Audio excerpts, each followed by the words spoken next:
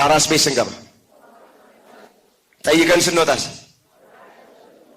የተወለደው ሕፃን ልጅ አልጋ ላይ ሲጫወት ማን እያጫወተች ነው የሚባል?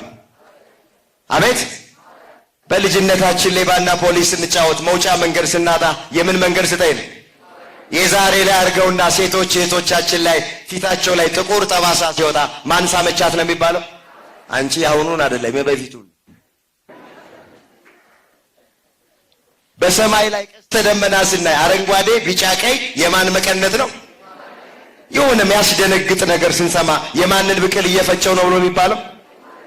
ስለዚህ ሁላችሁ እኛ ኦርቶዶክሳውያን ሁሉ ነገራችን ከመቤታችን ጋር የተያያዘ ነው። ማንም ሰው ዛሬ መጥቶ የማርያምን ፍቅር ሊወስድብን አይችልም። እንደውም ክፉ ጎረቤት ዕቃ ያስገዛል ይባላል።